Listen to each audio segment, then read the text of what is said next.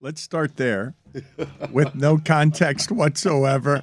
Usually when I say I love you to someone, I'm lying. Mike Ryan is excited today. Came in. Oof. Stugotz, Jesus. I turned the mic off, man. I know. That was for you only. I didn't even find really you. It was unbelievable how loud it was. Stugotz has been complaining about not feeling well for a while. Says he's taken COVID tests, but whether he's saying I love you or saying he's taken COVID tests, you never know what's actually true. Dude, that shit is everywhere again. It's everywhere, but I will tell you that Abby will not let me leave. She has so much respect for all of you and for the fact that many of you have young kids at home. She will not let me leave the house sounding the way I sound without taking a COVID test first. So I have taken one of the last 2 days. Thankfully, I'm negative, but I feel like shit. This is the part of the show where I say that I don't believe you, Stugotz. Call her. You have her number. Okay. That's the next move. It's look it up by phone Yeah. is what it is. Look it up by phone. It is process. It is a little. I understand why, and I don't know if we're ever going to separate ourselves from that, but you feel like shit when you come into work just because you got a negative test. You get a positive test and you feel fine, but you don't come into work. It's just odd to me. Don't come into work if you're feeling like shit. What am I That's the point that I'm supposed to trying do? I mean, You don't have to come into work if you're feeling like shit. hey, you gut it out, man. It's playoff time. What are you talking about? All right. It is playoff I time. you know what? I appreciate you. Thank you. And if you want to check out the playoff coverage deep in the bowels of the arena, Chris Cote and Roy Bellamy were in a sad, haunted building, just sort of whispering into microphones. I don't know why you would want that team. I don't know why you would welcome that team. Do you know how hard it is to win the championship in hockey? And they've done it 2 times. They are in no way scared of the Panthers. What happened to fear? Maximum fear. We're in the second round of the playoffs. No, this is fair, except I don't have that stuff with the Heat because I've seen the Heat do it. I don't, like when the Heat go up against Boston, they're not afraid of Boston. They don't think Jason Tatum is anything that is too special for them to handle. Boston, I'm guessing, as Russillo and Simmons sounded the alarms last night on a third quarter, they said they're concerned and alarmed about the worst third quarter in 4 years for the Celtics. And I believe the country is saying you can't win with Max Strus and Gabe Vincent. You will not win with Max Strus and Gabe Vincent. They will not keep doing that. Yeah, Philadelphia said that. But they keep doing it. And they're gonna keep winning. You're not good enough to win the Stanley Cup if you're not good enough to beat the worst incarnation of the Tampa Bay Lightning over the last 3 years. They have to do this. This is something that the Panthers just have to do. They have to be the ones that eliminate Tampa. If not this year, then next year. I want Tampa Bay, even if they eliminate us this year. I'm not trying to duck Tampa Bay. I told you, I want to beat Tampa as badly as I want to win the Cup. Do you understand the distinction I'm making when I'm always arguing on behalf of welcoming fear? You welcome the fear when you think you're good enough, but you might lose. The fear feels totally different when you're not sure you can win. When you're not sure that your team is good enough to beat the team that is opposite that team. I don't have any proof that anybody the last 2 years can beat that team in the playoffs. Well, no one has. That's why they've won back-to-back Stanley But Cups. they should have lost in Game 6. They should have lost. They should have lost in Game 7. Vasilevsky stood on his head, and again. But I'm scared of that dude too. He's so good. He's incredible. Yeah. He's incredible. He is the They pelted boogeyman. him. They pelted him. He's the difference. I was Dan. just sitting in my seat, cursing at him. I was cursing at him, just saying, "I bleeping hate you. Am I wrong? hate you. I hate you." Roy, am I wrong that they had more opportunities in that game for goals, like clean opportunities where you're like, okay, this is some open ice situation, than they had in the entire Boston series? Washington. Washington, rather. You and Chris Cote over here getting Carolina. No, it's going to be the Heat and Boston. I'm going to mix them. I'm going to start making. It's tricky. At some point, I'm going to make the Celtics was Tampa Bay. Roy, there was certainly a hell of a lot more space on the ice for the Panthers to play their game, and they did to a degree, and they just ran into the best goalie in the world in the playoffs. Yeah, they had a 4-on-3 in the second period. There was a lot of open ice in that game, but the third period, they shut them down. That's just the way it is. Tampa just kept the puck and completely took the Panthers out of it. Yeah, it settled in on the team that they just weren't beating Vasilevsky after that save that he made on Bennett. What do you make of the scouting report that they clearly have on Vasilevsky? We saw a lot of shots miss high. I guess that's how you beat Vasilevsky. In the playoffs, in hockey, just generally, I'm always put it on the net guy. The puck is oddly shaped. It's on ice, for God's sakes. Something good. Just don't miss the net, Just don't miss the net. And we saw a goal got taken off the board after a successful challenge because they missed high and it went off the net. Well, that's where the game changed right there with that reversal, right? Yeah. The game was never the same after that. Yeah, I mean, they still had their chances afterwards, but what do you make of the strategy of just beat 88 high? Well, you saw in the Anthony Duclair goal, you saw how patient he was. He waited until he got low, shot high. That's why the Panthers have been aiming blocker side high. And that's where all the weight is on the goaltender. You got the block and the stick. So that's what they aim to. And I'm good with that strategy. Roy, you said go high, though. That goal, the goal that they scored was a thing of beauty. It's Huberdeau between three guys just waiting and waiting and waiting. It was absurd. It was magnificent. You get displaying that kind of patience in the playoffs. You had to be perfect in order to score the one goal you got. Huberdeau had to be like, how did he even thread that pass through there? It's just the same guys doing it, man. It was Vasilevsky. It was Kucherov putting Ekblad in an absolute blender. And for the Panthers, unfortunately, it's also the same guys. Mackenzie Weegar is Keith Yandle in disguise. So bad. Since the very first minute of these playoffs, Weegar has been out of his depth. He is killing this team. He got a penalty 20 seconds into the game this game. At what point does Mackenzie Weegar do anything that Bruno says, maybe I shouldn't play this guy this much? Why is this guy playing this much? What is the punitive measure we can take on Mackenzie Weegar to make sure he doesn't see the ice as much? I did not see you enraged today by Mackenzie Weegar. As watching him. I'm locked in on this guy. He turns the ball over in his own end. It's a puck. Holy hell, that's a fine. He also had what you mentioned was the penalty was 18 seconds into the game. Dude, just correct? Not disciplined, slow. I don't know what he is doing out there. He looks like a nut. He looks like an unprofessional. He looks like they just plucked some guy that knew how to skate and they put him in the lineup. I do not know what he is doing. At what point do we stop playing this guy this much? Well, he had two penalties in the game. The second penalty led to the Corey Perry goal where Ernie Ekblad got undressed. And Brunette knows that there's something going on with Weeks because 3 games ago he's like, well, he gets a little too excited and the game just happens to develop a little too fast for him, and that's where mistakes can be made. But we have faith in this guy. He's let you down 3 times since then. He has been by far the worst player in a red sweater. I don't know what he has to do to stop being put out there, but how has it not been done yet? He's been demoted defensive pairing. He's on the second defensive pairing now. Put him on the defensive pairing that has him sitting next to me. Red sweater. You want him in your seat, like right next to you? I want to talk to him. We got beef, me and Mackenzie Weegar. Ask Whitty. I've been going off on this guy for weeks. It's wild. Everyone in the crowd is mad at Mackenzie Weegar. How do we fans who are like drunk, how do we see this?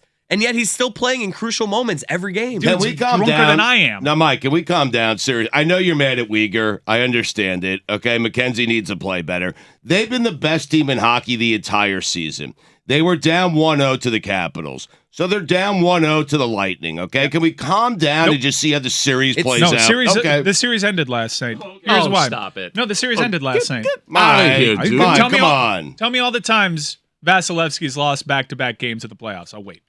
I mean, Mike, he's won back-to-back Stanley Cups. Tell me all the time. They're good. They're 18-0 after losses. Because to win this series, the Florida Panthers are going to have to beat Vasilevsky twice in a row now.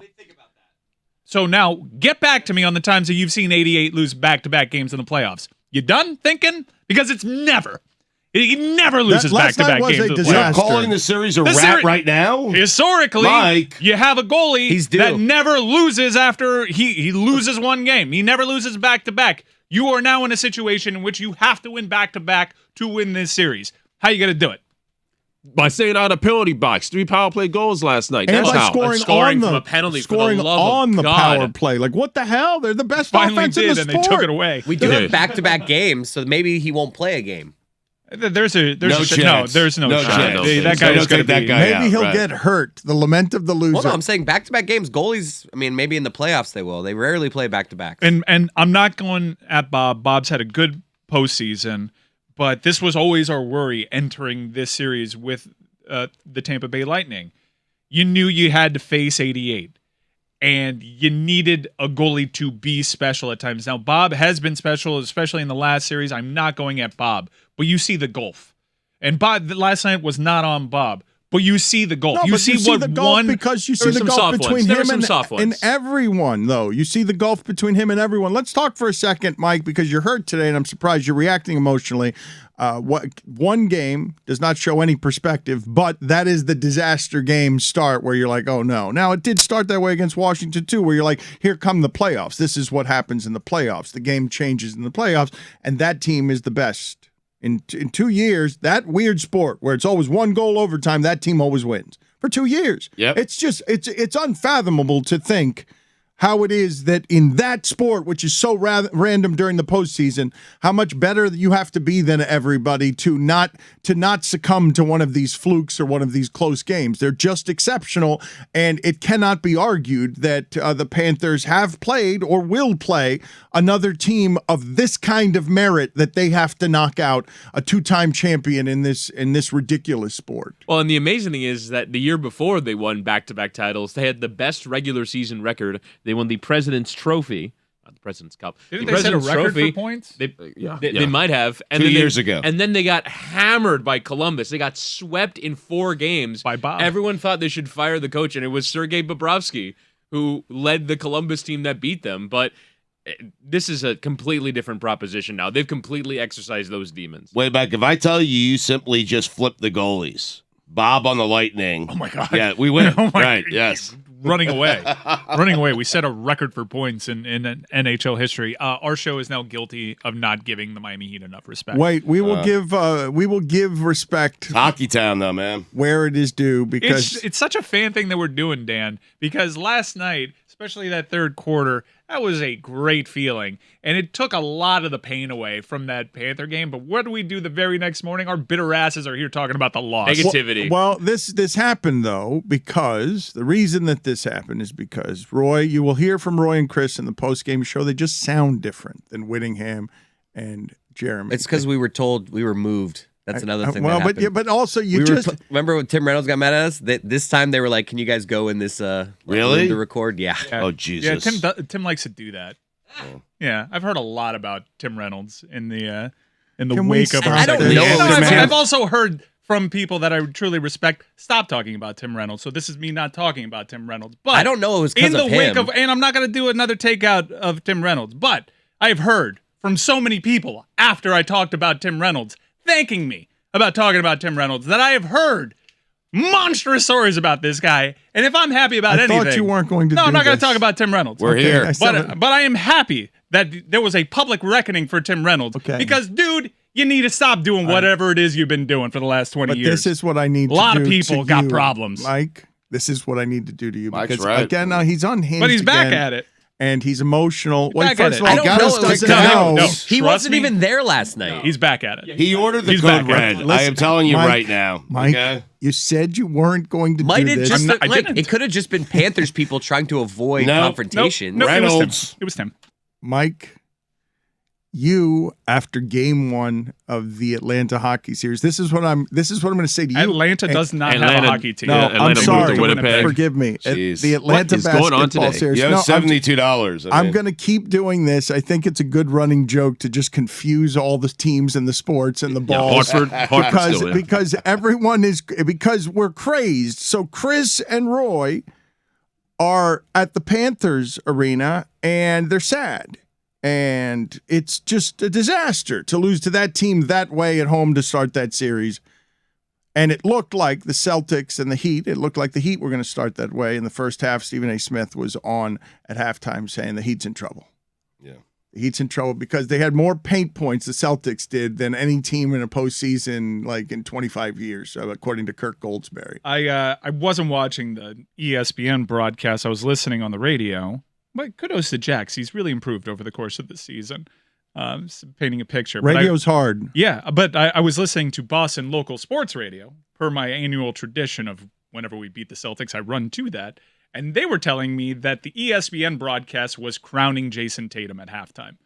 That he had arrived. It was he was basically Kobe. Well, this is why though, Mike. In one half, when everybody was watching, the Boston Celtics dismantled the Miami Heat defense, and specifically Jason Tatum was making absurd shots. It's the absurd degree of difficulty shots. And what happened to Tatum at the end of that game, Stugotz, is what happened to Antetokounmpo at the end of the Boston series. Oh no, I got to go against all of them. This is exhausting. Yeah. I'm exhausted. The degree of difficulty on the shots that dude was making in the first half, and at the end of the game, it's like, oh, he's going to block my shot, and this PJ Tucker's up my leave me alone. Leave me alone. This PJ Tucker is a loon going around out there, and it's annoying. And then Bam is blocking people at the rim, because that's the worst for third quarter that the Celtics have had in 4 years. And Tatum's without two of his starters. I mean, those are two important players. Yes, he needed the help last night. But before we get to that, though, the reason I wanted to talk about the Roy and Chris and Mike Ryan and why we're starting with the grief. And the grief eater doesn't want to start with the grief. But Mike Ryan had a choice to make last night. And the choice he made was a poor one. He went to go see the shit game. He came with an experience that felt like garbage. You've been looking forward to that game. His wife is rabid. His wife wants to fight people in the stands. He goes to that game and you're up 1-0. And you got a beautiful goal to start. And it feels good in that arena. And then it's just pelt, pelt, pelt, pick away. Oh no, here we go again with these guys. And again with these guys. Yeah, I hated that I had a decision to make. And that decision is hurting the Florida Panthers' attendance. I went to last season's playoff series against Tampa Bay. There were a lot more blue jerseys this time around. There's explanations for that. Tampa won yet another Stanley Cup. Oh, Mike, that gets more fans. One of the explanations is that that team is so good. It is one of the most improbable things of my lifetime is that Tampa Bay is a legitimate hockey town. It's one of the hockey epicenters of this country. And a baseball town. Well, no, but they don't actually show up for the baseball No, team. I know, but they're good at it. They show up. There were so many Tampa fans at that arena. It was jarring. And I don't know if you've seen their local Twitter accounts that showed what the secondary market was for that game prior to the announcement that they were going in direct conflict with the Miami Heat game, and then afterwards. There were so many Tampa Bay Lightning fans that seized on an opportunity that ESPN and the leagues gave them, because this direct conflict, people are kind of picking their side, and you're not getting those folks from Miami to drive up to Broward. You're not getting them to go up to Sunrise. What you're getting is a lot of people making the drive over from Tampa now, buying those Panther fan tickets. And the general sadness that he came in today now is something that has been felt not just by the Panthers, not just by Uyghur, because he's just ended the season, but also now Tim Reynolds gets dragged. And if we don't get this under control, he will be a rodeo bull the entire show, just defecating and desecrating everybody because he's emotional, because that one hurt last night. That way to that team, when you're begging for that team, I want to go through that team. And one game in, you're like, do I want to go through this team? Because I start pelting their goal, and their goalie does things and I can't score. And and now the games are boring. Now I'm getting drubbed in the third period. It's one game. It wasn't guys. boring. It's one game, It's Roy. one Come on. game. Let's get I the mean, come on, Panthers knock back. it off, We got Mike. this. No, it's Long one. series. No, Long yes. series, No. Mike. They need you, Mike. They lost Snap the out of series. it. They lost the Panthers series. in 7. They need Panthers both of in you. 7. Let's go, Panthers Mike. in 7. How do you have us getting to 7? He could do the thing again. It's never Wait, happened. He's gonna We're do the going thing to again. win Yes. game 6. Yeah, he's doing We're it. going to win game 6. Yeah. We're going to win game 6. And then we're going to win a game after we beat Vasilevsky. I don't understand Game how that 7 at happens. That home, doesn't- Mike. Nope, that You doesn't fought all happen. season for it. Sorry, that They're doesn't splitting happen. both. Mike, you could Both make the locations argument get he's split. due to lose So back-to-back we're games. beating. Exactly. So not only are we beating Vasilevsky on his home ice in an opportunity where he has to clinch the game Yep. and the series and go to the Eastern Conference Finals, we're then beating him after we beat him once That's right. in another elimination game. Yeah. That's right. This is Sorry, why. I know but hockey. this is Not why he happening. fit. I'm going to kick you off the bandwagon. No, I'm there. I'll be there. I'll be in Tampa for game 6. I'll be in Tampa for when this game 6 happens where we win on their home ice. I'm not even saying I'll concede that we win this home ice. It's a whole beating them again right after we beat them thing that I don't see being possible. And I ask you what the sample has to be, Stugotz, where Mike is saying, like, I'm surprised by his emotion in this, and hockey is weird and random, and you are always scared of a hot goalie, like just always. that's something that can change everything. This is not a hot goalie. This is possibly the best goalie in the game. Probably is the best goalie in the game. He's always hot. Okay, you know? But in the postseason, when you've got the best and most exciting offensive team, and this is what you're running into, I don't know what the sample has to be for the audience to say, Mike, you're overreacting. Like, what do you mean it can't be done just because it hasn't been done the last 18 times? 18 times. What does the number have to be before you can push back on, like, no, Mike, we're going to be the first to do it? Because at one point, nobody had ever come down from down 3-0 in a baseball series, and then the Boston Celtics or the Boston Red Sox did it. Jesus. To the Yankees. 78. And it is $20. I will stop and take all 20. You're going to accept that you've made many mistakes and just cover it with a 20? No, it's just $5 for each mistake so far. I will continue to combine. 20. I will continue to combine the teams and the sports. Yes, Stugotz, the maximum fine is $5. no matter how you've tried to change it recently, unless it is death, unless someone kills someone accidentally, and then it is $50. I don't know why, as you've gotten lazier and older, your fines are just $17 here, $4 there, $9 here. I don't know why you're doing that. Just do it by feel, by gut. I mean, you had him playing hockey with a ball. That's right. Mike Ryan is emotional today because of how that hurts, and beyond that, he's despondent. And you just heard what I'm surprised to hear after one game. You just heard hopeless. You heard hopeless. I wanted this team. Come on, Tampa. One game. Hopeless. And faster than that last night with the Heat, because I know plenty of people were afraid yesterday when they saw that first half. When you saw that first half. Yeah. And that wasn't feeling good leaving the FLA Live Arena to see what the score was and seeing these highlights of Jason Tatum. No, but Mike, it wasn't just the highlights. It's like, oh, shit, Robert Williams. Good God, he's screaming through the arena, dunking, blocking everybody. It's like, this is his best game ever? Offensively. Yeah. Seriously? I think that was his greatest offensive game. In the postseason. I watch Robert Williams plenty. And you would think that in watching Robert Williams, I'd know who this Pritchard guy was. It was stunning. It was stunning to watch the Celtics eat at the rim. Again, I gave you the Goldsberry stats. There hasn't been a half like that. It was just easy. And you're like, wait a minute, why is this easy? Why is this easy for them? And yes, they crowned Tatum will be crowned and uncrowned every half for the remainder of this series. And Jimmy Butler will be crowned, because the answer in the analysis at halftime, when it's like the Heat are in trouble, what's the answer? Jimmy Butler. Okay. Yeah. Okay. There was a dude on the Sports Hub in Boston that said, I hope I'm wrong about this, but that third quarter, it kind of felt like to me, Jimmy Butler stole Jason Tatum's soul. Well, the two steals is what you don't see. No, it's the block shot. For me, he takes a corner three, Jason Tatum, and it's just a straight up block. That for me feels like Game 7 legs, but even still, that's stunning. Jimmy Butler is at a significant height disadvantage there, and he gets up to straight up block his shot. Were you surprised by Jimmy's 41 points? Well, the stat line I was surprised by, because, Stugotz, there hasn't been that stat line since 1974 with steals and blocks and everything else. Crazy. Since 1974, you have not seen 41 points, 9, 5, 4, 3. Nuts.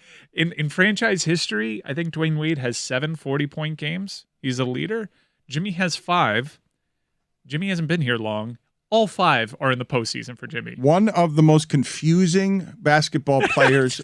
How? Stugotz shrugged at me.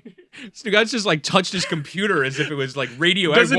He doesn't even know what to Google after hearing that. I don't know what to do. How did this happen? When you look at Jimmy Butler and triple doubles and everything else, 50 years from now, people who do not know who LeBron and Dwayne were will say that Jimmy Butler was the best postseason player the Heat ever had.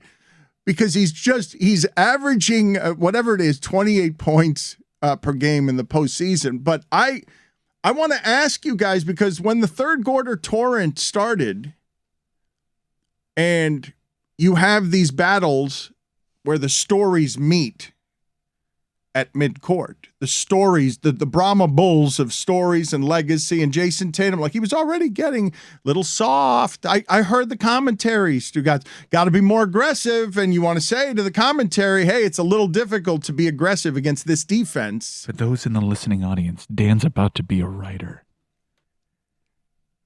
When the stories clash at the center of the court, and twice on a couple of possessions, a guy who in his career is one of only 2 active players, him and Kawhi Leonard, who have more steals than fouls, who play defense so well that they can guard you without fouling you, that Jimmy Butler would steal the ball twice at midcourt on consecutive possessions to make the place rain down when the halftime commentators were saying the only answer there is here to Jason Tatum, more Jimmy Butler. I mean, Jalen Rose, I sent the sound to Mike and Chris Ryan. He was trying to say Bam Adebayo 5 different ways. Jalen Rose was. Who's Chris Ryan? Of the Ringer? The Ringer or Whittingham? I said I sent it to Ryan and Chris Whittingham. No, you said Mike and Chris Ryan. Mike and Chris Ryan. Yep. The Hartford Whalers. For those in the listening audience, Dan is really confused. Yeah. I don't know what's happening, but we need to stop playing simultaneous local sports games immediately. Yes. Before my host spontaneously combust. Is it $25 So I am now? appealing Yes, just for to that one. the High Court of Sports. Please move this Panther game. Which is the cooler? He's off his axis. I mean, Mike and Chris Ryan. Which is the cooler thing? No relation, by the way. The block shot or the steals? The steals, because I was on Jimmy Butler over 1.5 for the game. nice. And I you was got like, him on I back-to-back literally was possessions? telling Cynthia while we were listening to the radio. He's like, "Oh, he's got 1 steal. I just need 1 more to cash this thing in." Boom, back to back. Woohoo! There were pick sixes as well. They weren't just steals. Oh, it was electric. There was 3 pick sixes in that third quarter. It was electric. Which does not happen in a playoff It game. sounded loud that third quarter on my radio. It was. It kept escalating, and then Tony Brothers stepped in and ruined it. My apologies if this has been said, but Jimmy Butler, players averaging 28 points per game, 5 assists, 2 steals, and 50% in a single postseason. Jimmy Butler and Michael Jordan. What the hell? It might be Luka after tonight too. I'm done trying to understand this. He's just a different dude. He's a different guy. Oh my God. And it's such hard work, Yeah, too. Michael. I mean, It's leaning a shoulder into someone to slow down a Boston run and getting 2 free throws. Like, it seemed like every time that Miami was struggling in the game last night, he got 2 free throws through hard freaking work. There's nothing easy about what he does. Nothing. How many? It's like Derrick Henry. Every Yes. postseason, I'm like, Yes. how is this not caught up to him? Yeah. How is it did last postseason, by the way. It did last season where you had an epically short turnaround and it led to a sweep. But how? All those postseason minutes, how is he this strong? How is he still playing this way? He's played for Tom Thibodeau in 2 different cities.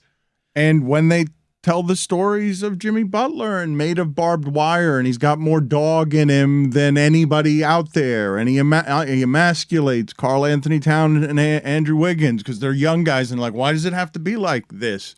When these guys talk about the hard work, I think that gets lost. The strength and the hard work, the ability to get that many free throws that way. I don't understand the evolution of this player, because I thought the miles of Thibodeau and the miles of trying to do this with teams that weren't good enough would not make this his prime. I didn't think he was capable of this, obviously. I underestimated that he was capable of consistently doing this, and he's made me eat my underestimation. Well, I think most people never imagine this, Dan. Okay, I mean, I just gave you a stat. It's him and Jordan. That's it in the history of the NBA. But it's one of the reasons that this is confusing, because it's not just Stugotz.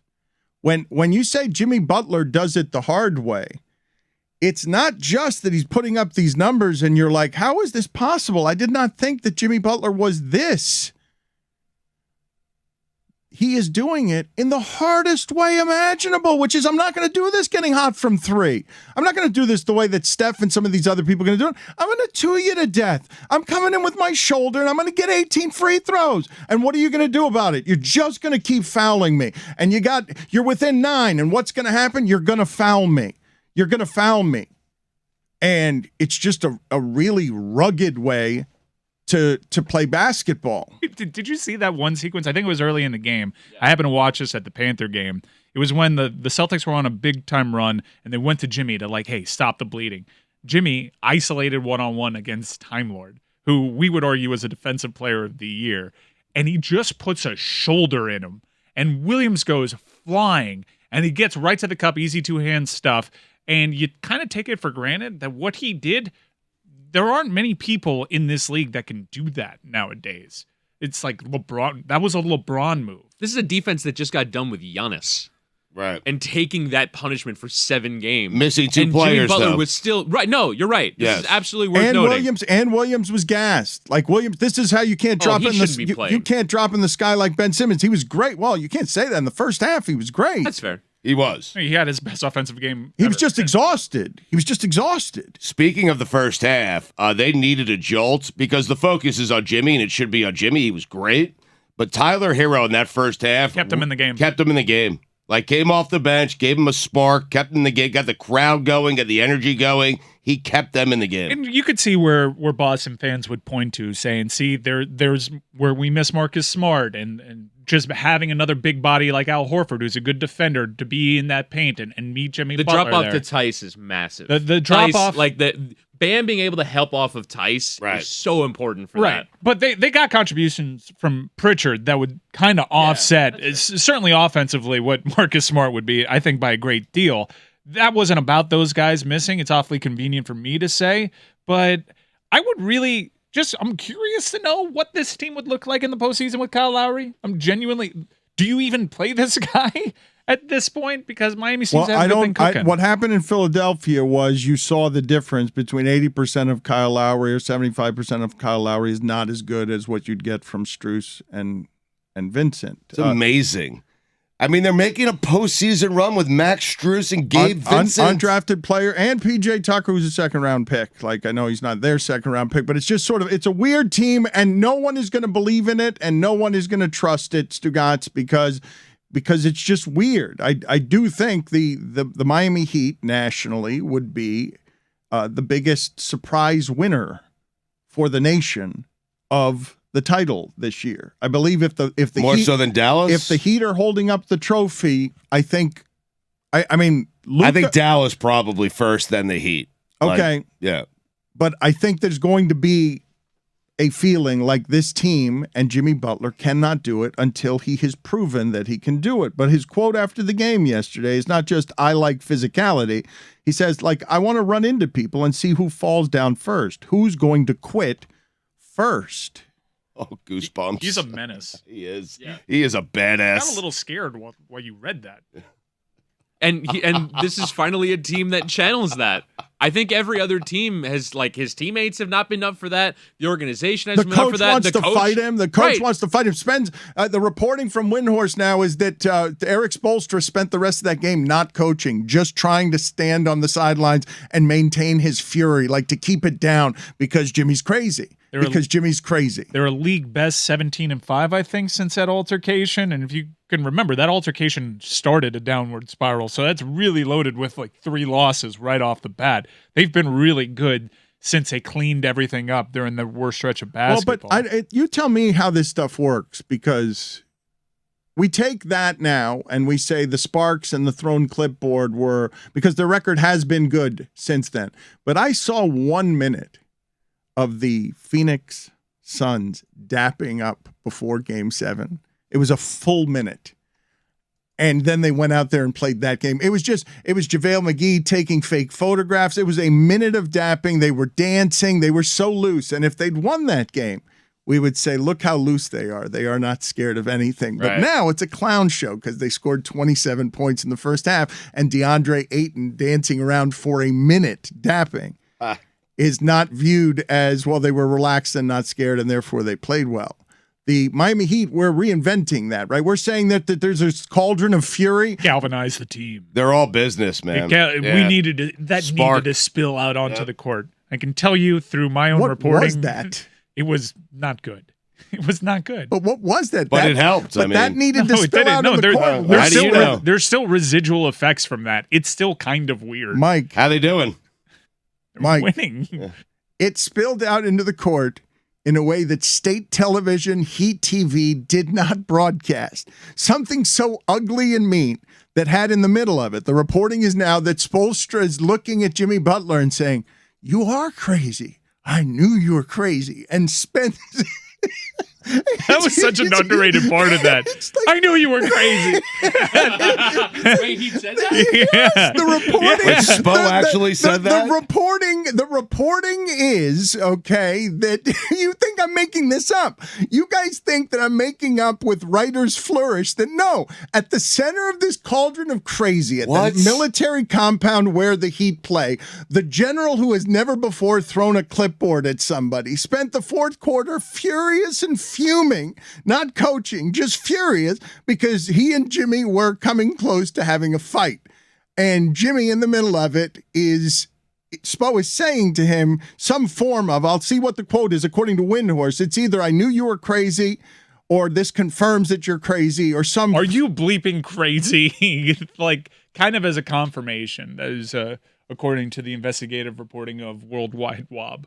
Because he wanted to fight. Because Spoelstra wanted to fight. Yeah, he's like, "You want to fight me? Are you bleeping crazy?" And it was a realization that he indeed was crazy. We're doing a lot of fun numbers and holding up like the record after that, and the narrative will build around it, galvanizing. I'm here to tell you, it was very weird. They wish it didn't happen, and it's still kind of weird in that locker room. That number also kind of coincides with a larger Max Strus role, who I thought had a very fascinating game last night, Chris. Yeah, he started horrifically. I thought, because I've been waiting throughout this playoff run for the Heat to get playoff basketballed, because I don't think Atlanta and Philadelphia are good enough to really test those role guys and figure out, hey, is Gabe Vincent going to survive on the floor when it really gets difficult, when Jeff Van Gundy is using that Pat Riley cliche, play 9 or trust 7 and only really go to the wall with 5? Like, I do think that these guys, Strus and Vincent and Martin, the guys that are no names, who are young and have never done this before, I was kind of waiting for them to get targeted, and Strus did last night in the first quarter. He was abysmal. They were going at him. And look, it's hard to play defense in these. These are monster athletes, all of them. So it's hard to play defense. And Max Strus was in the middle of things and the middle of bad things. But also in the second half, he then lines up some threes and was totally fine afterwards. And I think the reason why you mentioned that lineup change, it was for Duncan Robinson. The Heat culture stuff is about not letting it phase you when you have an abysmal first half, because it's gonna happen. But it feels like Duncan Robinson recedes into a shell in that moment, and Max Strus was clearly unbothered by it. He kept shooting, and some of them were like from 5 feet behind the line, like the crazy-ass regular season shots that he would take. Let me explain to you. I know the people in this audience are so very tired, so tired of culture talk. But I will just say the root word is cult, and this is all absolutely a cult, and Max Strus is like one of the most maximum brainwash there is. Yeah, I'm a robot. I will keep shooting. Yes, sir. Yes, sir. Duncan will not take my job. Yes, sir. I'll shoot 10 times. I've missed 7. That's okay. I will keep shooting. I will not stop. I will be, Jeff Van Gundy will be singing my praises. Oh my God, this guy is a spot-up shooter. That's clean. That gets out efficient. This is one of the robots they birthed in their machine, and it spits out now, and maybe it travels on the road, right? Like this, It didn't in Philadelphia. Well, they're 23-5 when Strus starts. It didn't in Philadelphia. It did for the clinching game. It did for the clinching game in Game 6. Max Strus was it was a 2-man wrecking crew, Jimmy Butler and Max Strus. Strus was going at Joel Embiid at the rim. And one of the pieces of reporting that the ESPN broadcast said, or was it Turner? I forget. But it was an ESPN broadcast. They said before that game, Pat Riley during shoot around that day went up to Max Strus and had a moment with Max Strus, and this is part of the legend building. This is Godfather Riles stuff. Wow. And he issued him a direct challenge Wow. Yeah. I love that. Which is honestly, it's just not something. What does that mean? This isn't. I love it. What does that mean? I love it, man. I love it. Who cares? Direct challenge, but it's kind of like Pat knowing that he could do that to Max was the encouraging sign. Maybe he's done that in his history to Duncan Robinson, I'm sure, and it just hasn't landed. But when you heard that and you saw how Max was performing, you got all the validation that you needed for this move to bench the $19 million a year this player. is ridiculous. What Riley does, Dan. No, this is a ridiculous Godfather. That's what he does. Yep. He goes up to Magic Johnson in the finals and he tells him exactly how the Rookie of the Year votes went in the most crucial moment. That was a real thing that happened. Definitely not dramatized for a television audience. You either respond and you're with him for life, and if you don't, you're Duncan Robinson. In an organization of Heat lifers. Well, Duncan Robinson did get a 5-year contract. Yeah, that's true. $50 million a year. Another guy who wasn't highly regarded, $90 million. I imagine they're going to trade that at some point because they got to find a taker for it. But I imagine, look, there's always the next shooting league. How many points did their undrafted backcourt give them in that second half? Is it close to 30? This franchise is unreal. Okay, but as people will get annoyed by what it is that you're doing, which is celebrating one victory, like you have careened over the course of this hour, and this is coming from somebody who was confused between the sports and the balls used to play them. Wait a second, Mike. Is this series over? Is the Heat series over? You have careened after one game to the most predictable emotional place on the team that lost and the most predictable emotional place on the team that won, where you are stargazing and saying, this amazing franchise, my undrafted free agent, after one game, are you willing to declare it over? You said long series before this. It will be a long series, but here's, when you ask me if it's over, do I think the Heat are going to win the series now that they took game one in the fashion that they did? Yes, I do. It also appears like Al Horford's going to be out the next game and possibly even game 3. Al Horford is unvaccinated, so he is going to have a longer turnaround. It stands to reason. Here's why I think the Miami Heat win this series. For Boston to win this series, they're going to have to win 4 out of the next 5 games to force a game 7, just to get to the point where it's nearly impossible, given playoff history, to win a Game 7 on the road. Dallas Mavericks blowout notwithstanding. It's hard to do that. And now Boston has to beat Miami at a clip that they haven't proven to anybody in this listening audience they can do. So I do think that Miami wins this series, but I'm also knowing that I'm going to be in for the long haul. I am not overreacting to anything here, not that first half, nor the third quarter, nor the second half, because in that first half, nothing made sense about what was happening. The Miami Heat defense hasn't allowed that at the rim the entire series, and you're like, wait a minute.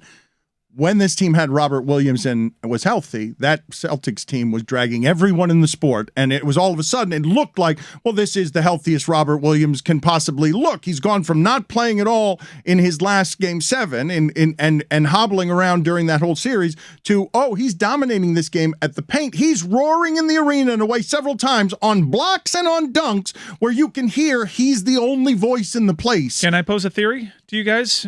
See if you guys bite on this? Sure. Run up the flagpole, see who salutes.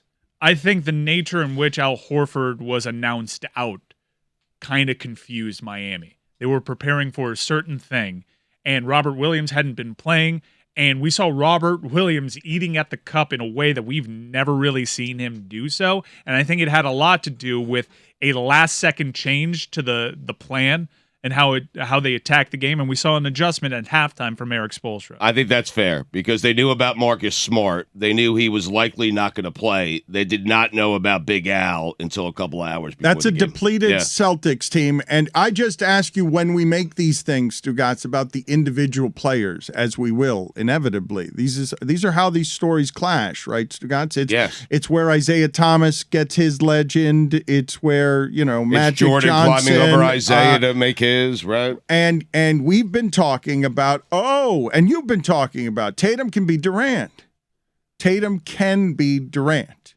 He is Durant. Well, but this is the time now, right? This is how those stories get told because Durant doesn't have anything in your personal record book because he couldn't climb through this thicket and get where you wanted him to go, which is you got to win all of them. You can't get to the finals. You can't get get close. You got to win. You got to keep winning. Jason Tatum has dispatched in a way that will make his stardom rise nationally, and they sang his praises at halftime. They're dying to sing his praises. These network partners want to build tomorrow's stars. It was great. Jason Tatum looks the part, fluid, cool, fun to watch. Celtics.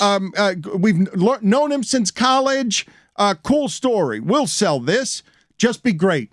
All you got to do is be great. And he's looking at it and is like, oh, this is hard. This gets hard. It's Giannis, and now I don't have rest. Miami had all the advantages last night. Miami has to win game one. Like, Miami, get out of here. Boston didn't have its players, and Miami had all of the advantages. Rest. They go into the game with the analysis, and they ask Mark Jackson, what's it going to be? Rest or rust? And he's like, well, it's happened where it's been rust for me, and it's happened where it's been rest. We'll see. Time will tell was the analysis. Time will tell. And you never know what those things are going to be, but Miami had the advantages. Well, time will tell. Yes. Time did tell, yes. Yeah. Put it on the poll, Chris. Will time tell? You'll always be right if what you say is time will tell. No doubt. It's a nice job by Mark Jackson. Whittingham was telling me that I need to come down and see Jason Tatum in person. Like, what'd you see there? Well, first of all, he's tall. Like, he's tall beyond what you think he is. He's not 6'7". But he wasn't telling me to come all the way down to Miami to see how tall he is. Well, it's because in that first half, he did all the shit that has built his legend over the course of the first two rounds, taking out Giannis and taking out Durant. The shots that he was making such a good were first half. Unreal. A floating away at the free throw line with one hand, and it goes in. It was absolutely insane, the shots that he was making. And then if you had stayed for the second half, you would have seen absolutely nothing. Yeah. And I do think that they have to get over what happened in that bubble, like from a mental standpoint. It seemed like at halftime that everything was fine, but then clearly Bam came out and was a different person. Well, he only shot 4 times in the game, but completely changed the game defensively in the second half. So let's talk about this, right? Because this is never the sexy thing. This is never the sexy thing. Defense, it's just never. And Boston's is said to be better. They're about even. I haven't seen a lot of difference between those defenses. Some people make the arguments when Bam is in or when Robert Williams is in, but both of these defenses are exceptional.